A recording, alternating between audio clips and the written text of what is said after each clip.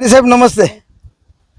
मी एक सामाजिक कार्यकर्ता या माध्यमातून आज नेतवड आणि माळवाडी महाराष्ट्र शासनाने मुख्यमंत्री सौर कृषी वाहिनी योजना अंमलात आणली.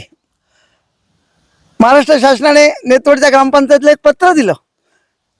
ते पत्र आल्यानंतर नेतवडच्या ग्रामपंचायतने 31/1/2023 रोजी ग्रामसभेत हा प्रस्ताव नामंजूर केला. सदर प्रस्ताव नामंजूर करत असताना माननीय कलेक्टर साहेब डॉक्टर देशमुख साहेबांनी हा प्रस्ताव मंजूर केला. विभागीय आयुक्त पुणे यांनी या प्रस्तावाला मंजुरी दिलेली नाही.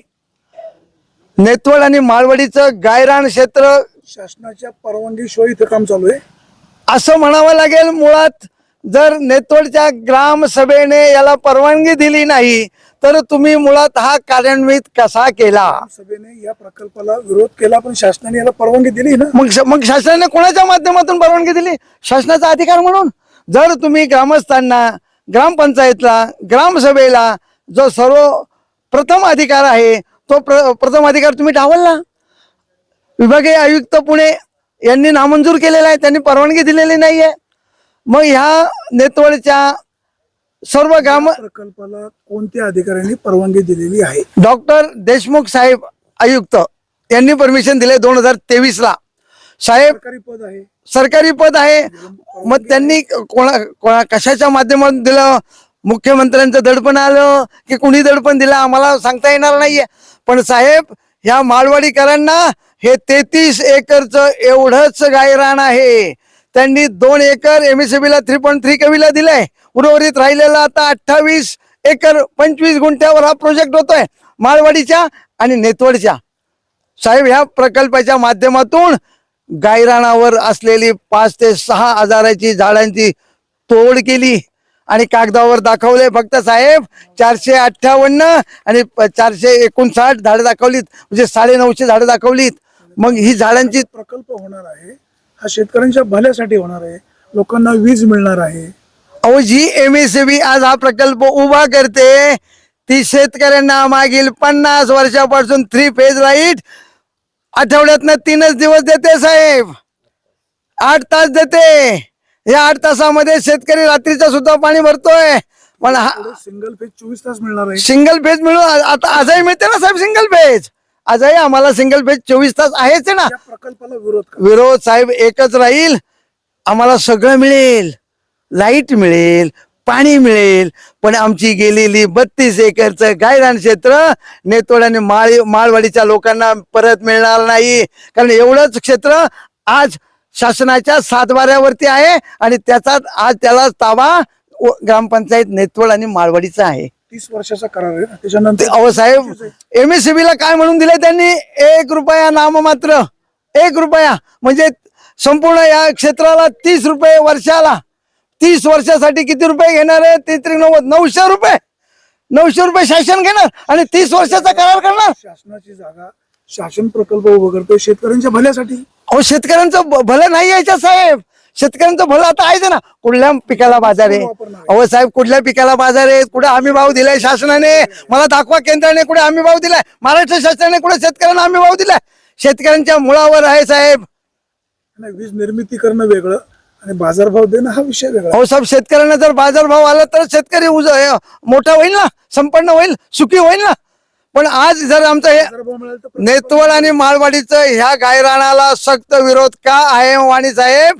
की 7 बाऱ्यावरती गायरान फक्त 32 एकरच आहे, उर्वरित क्षेत्र कुठेही नाही. त्यामुळे गायरान क्षेत्र हे वाचलं पाहिजे आणि नेतवड आणि माळवाडीच्या शेतकऱ्यांना आणि ग्रामस्थांना न्याय मिळाला पाहिजे. वाणी साहेब, आपल्या माध्यमातूनच हा न्याय मिळेल. आपण मान्य तहसीलदारांना विचारा. जर ग्रामसभेची परमिशन नसेल तर तुम्ही हा प्रोजेक्ट कसा काय राबवताय? कोणाचं माध्यम वापरलं? मग त्या ग्रामस्थावर कारण काय आहे? जमीन सरकारची आहे, वीज निर्मिती होणार आहे, ती शेतकऱ्यांना मिळणार आहे. इथं तुमच्या बाकीच्या ज्या काही अडचणी असतील ते सरकार सोडवेल. विरोध का? वाणी साहेब, वीज निर्मिती होणार, MSCB करणार. आजची परिस्थिती मागच्या 50 वर्षाची बघा. MSCBने काय अवस्था केली शेतकऱ्यांची. त्याच कंपनीला तुम्ही दिले का 1 रुपया नाम मात्र? वर्षाला 30 रुपये. पंचायतीला भाडे मिळणार आहे. किती भाडं देणार आहेत त्या पंचायतीला? त्या भाड्याच्या पोटी तुम्ही काय करणार? जमीन घालवणार का? ओ भाडं मिळेल, पैसा मिळेल, जमीन मिळेल का? 25 वर्षांची जमीन परत मिळणार. कोण देणार परत? कुणी सांगितलं? 25 वर्षाचाच करार आहे. नाही, 30 वर्षाचा करार आहे साहेब. त्यानंतर आम्हाला ते नकोच आहे ना. आमच्या माळवाडी नेतवडच्या शेतकऱ्यांना आणि ग्रामस्थांना हा प्रोजेक्ट नको आहे. आमची हक्काची गायरान जमीन वाचली पाहिजे. त्या गायरान जमिनीवर परत वृक्षारोपण झालं पाहिजे. केंद्र शासन काय सांगतंय? झाडे लावा, झाडे जगवा. आज झाडांची तोड केली. कोणाचं माध्यम वापरलं? केंद्र शासनाचं. कोणाचं परमिशन घेतलं? आज 5 ते 6 हजार झाडं होती. 25 ते 30 वर्षापूर्वी लावलेली झाडे आहेत माने साहेब. आज त्या झाडांचं तोड केली. आजची अवस्था काय? वाघ आज नेतवड गावात जातात, माळवाडीत जातात. आज वाघांना लपायला जागा होती. ऊस आहे. ऊसात किती लपतात साहेब? कालच तुम्ही मांजरवाडीमध्ये घरात घुसलेला वाघ पाहिला. वाणी साहेब तुम्हीच होते ना तिथे मांजरवाडीमध्ये घरात घुसलेला वाघाला पाहिला. तुमच्याच माध्यम आम्हाला होतं ना वाणी साहेब. आजही तुमचंच माध्यम आहे. नेतवडकरांवर जर अन्याय केला शासनाने तर आम्ही नेतवडकर मंडळी शांत बसणार नाही. सदर प्रकल्प आम्हाला विरोध असेल, उद्या तुम्ही आम्हाला येरवड्याला टाका, जेलला टाका. आमच्या नेतवडकर मंडळींची येरवडा जेलमध्ये बसायची सुद्धा तयारी आहे का? आमची जमीन हक्काची जमीन वाचली पाहिजे. आम्हाला न्याय हक्काचं गायरान आमच्या हक्काचं सदर तानाजी शेठ, तुमचं गाव होतं, तुम्ही येरवड्याला जायला तयार आहे. हे सगळ्या मंडळींचा तुम्हाला पाठिंबा आहे? हो पाठिंबा आहे. आम्ही जायला तयार आहे साहेब. मी सामाजिक कार्यकर्ता म्हणून लढतोय साहेब. जिथं अन्याय होईल त्या अन्यायाच्या विरोधात लढतो. आणि साहेब मी असं बोलत नाही, सगळे एव्हिडन्स माझ्याकडे आहेत, कागदोपत्री बोलतोय साहेब. मी असाच फेक कोणावर मुख्यमंत्र्यांवर उपमुख्यमंत्र्यांवर बोलत नाही. मला राजकीय तानाजी शेठ, एक साधा सरळ प्रश्न आहे. हा प्रकल्प काय अचानक उभा राहिलेला नाही किंवा उभा राहत नाही. गेल्या अनेक दिवसापासून जमीन ऍक्वायर केली, साईडला खांब उभे केले, अचानक एकदम विरोध का? अचानक उभा राहिलेलाच प्रोजेक्ट आहे. जर 31/1/2000 ग्रामसभेने विरोध केला, मग त्या विरोधाचं काय केलं? काम कधीपासून चालू झालंय? काम आता मागील 2 महिने झाले साहेब. काम चालू झालंय. 2 महिने. प्रेशर अंडर प्रेशर दिलाय. आज सुद्धा आमच्यावर गुन्हे दाखल करावा असं त्यांचं तहसीलदारांकडून पत्र आलेलं आहे. करा गुन्हे दाखल करावं. तहसीलदारांनी सांगावं का गुन्हे दाखल करा. आमची तयारी आहे ना साहेब. जर आमचं माळरान वाचलं नाही, कारण आमच्या नेतवड आणि माळवाडीच्या करांना फक्त माळरान 32 एकरच आहे. आम्हाला क्षेत्र मिळणार परत नाही. एकदा जमीन गेली तर आम्हाला काय मिळणार नाही. हे उजाड माळरान साहेब. आज 5 ते 6 हजार झाडं तोडलीत. याचं वृक्षारोपण परत इथं झालं पाहिजे आणि आमचं गायरान वाचलं पाहिजे. नमस्कार, मी नंदकुमार सकाराम काळभोर. वाणी साहेब, ह्या आमच्या गायरान क्षेत्रामध्ये तसं पाहिलं तर खरोखर सरकारने अन्याय केलेला आहे. इथं एवढी वृक्षतोड होती, यामुळे आमच्या गावचं वातावरण अतिशय चांगल्या पद्धतीचं होतं. आणि तुम्ही आता या इथं उभे राहा, आता किती टेम्परेचर वाटतं इथं बघा आत्ताच. आणि जर हा प्रकल्प उभा राहिला तर इतकं टेम्परेचर वाढणार आहे, तर आमच्या गावाची हानी होणार आहे. आमच्या पिकांवर त्याचे परिणाम होणार आहेत. आणि कुठल्याही प्रकारचे आजूबाजूला ज्या कांद्या चाळी आहेत तेथे कुठलाही कांदा असा व्यवस्थित राहणार, तो खूप प्रमाणात सडून जाणार आहे.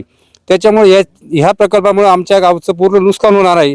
त्याच्यामुळे आमचा ठाम विचार आहे, भविष्यात तुरुंगात जायची वेळ आली तरी आम्ही जाऊ, पण हा प्रकल्प आम्ही या ठिकाणी होऊ देणार नाही म्हणजे नाही.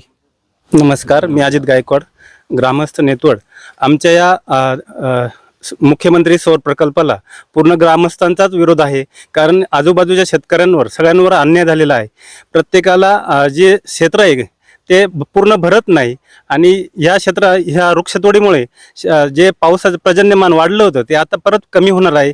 जवळजवळ 2,500 ते 3,000 वृक्ष होती या पूर्ण 28 एकरमध्ये, ते आता सगळे तोडलेले आहे. यामुळे आमच्या शेतकऱ्यांच्या ज्या कांदाचाळी आहे त्या उष्णतेमुळे जास्त खराब होणार आहे. आणि कांदेसुद्धा या उष्णतेमुळे करपा भुरी रोग येणार आहे. तरी या प्रकल्पामुळे आमच्या पूर्ण ग्रामस्थांचा तोटा होणार आहे. तरी हा प्रकल्प आमच्या गावाला नको आहे, हा आमच्या सर्व ग्रामस्थांचा एकमुखाने विचार केलेला आहे. सध्या विजेचा प्रश्न गंभीर असल्यामुळे शेतकरी प्रचंड अडचणीमध्ये. सरकार वेगवेगळे प्रकल्प, वेगवेगळे उपाययोजना करण्याचा प्रयत्न करते. हे नेतवड या ठिकाणी सौर ऊर्जा प्रकल्प शासनाच्या माध्यमातून सुरू करण्याचा प्रयत्न सुरू आहे. परंतु स्थानिक शेतकऱ्यांचा प्रचंड विरोध आहे. या ठिकाणी जर प्रकल्प उभा केला तर गायरान क्षेत्र आम्हाला शिल्लक राहणार नाही. बाजूला ज्या काही आमच्या कांदा चाळी आहेत, या उष्णतेमुळे त्या कांद्यावर परिणाम होऊ शकतो, इतर पिकावर परिणाम होऊ शकतो. या क्षेत्रामधनं आमच्या पाईपलाईन गेलेल्या आहेत. जर पाईपलाईन फुटली तर पाईपलाईन पुन्हा कशी जोडायची, असे अनेक प्रश्न शेतकऱ्यांचे आहेत. मुळातच या ठिकाणी हा सौर प्रकल्प नको असा ग्रामसभेचा ठराव आहे. मी एवढ्या लोकांचा विरोध असताना हा प्रकल्प याच गावावर का लादला जातोय, अशा प्रकारचा सवाल या लोकांचा आहे. एक निश्चित आहे, जर सौर ऊर्जा निर्माण झाली नाही तर भविष्य काळामध्ये शेतकऱ्यांना वीज सुद्धा मिळणार नाही.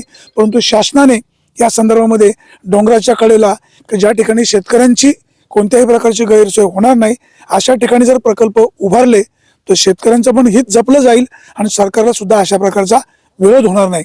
या ठिकाणी जो प्रकल्प उभा केला जातोय, पाठीमागे आपण पाहतोय सगळी यंत्रणा, सगळे लोखंडाचे खांब, त्यांची कंपनीची माणसं सगळी इथं आलेले आहेत.